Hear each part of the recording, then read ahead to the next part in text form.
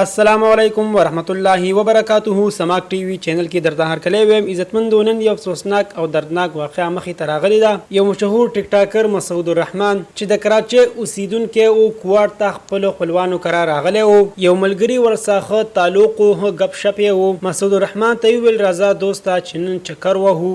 یو سایډ ته بوتلی دی او ډېر بې دردۍ سې قتل کړی دی چې د انسان زړه ورسه وبوږنېږي. د مور او پلار زړه ولا ډېر دردولی دی. په څه وجه باندې دا قتل کړو؟ څه داسې واقعه مخې ته راغلې وه چې د سره دومره غټ ظلم وکړو؟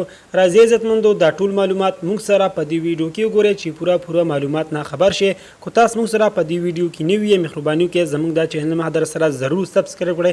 خوا کې سکینټۍ نشان ووهئ چې هر یو نوی معلوماتي ویډیو تاسو ته په اسانۍ سره میلاویږي. دوستانو، په کوارټ کې مشهور ټیک ټاکر مسعود الرحمن چې ملګري ډېر په ظالمانه او بې رحمۍ سره قتل کړی دی، دلته کوارټ ته خپلو خپلوانو کره راغلی و. ملګری ورپسې کور ته راغلی و چې روزه نن چکر وهو. په بانا باندې بوتلی و چې دوی کور خواته یو سیټ ته اجرا وه او هلته یې څنګه دننه کړو. یو ساعت پس یې په تمانچه باندې ویشتو چې مور یې کپړې وینځلې رامنډې کړه چې دا ډز څه شي وکړو. چې څنګه یې وکتل، مسعود الرحمن زوی یې په ځمکه پروت و، په وینو باندې لت پت و او دا قاتل په دا موقع باندې وتښتېدو، لیکن په تښتېدو کې کامیاب نه شو. پولیس والا ګرفتار کړی دی. دې مسعود الرحمن غریب هیڅ ګناه نه وه، نه چا سره څه تاوتریخوالی و، نه چا سره څه بد کړي وو، هسې بې څه قتل کړی دی. مور یې په سرو سترګو جاړي چې ماله دې انصاف راکړی شي، دا ظالم قاتل دی، دې ورسه قانوني کاروای وکړی شي چې زموږ د ټول خاندان دې تسلي وشي او زما زړه راټول شي.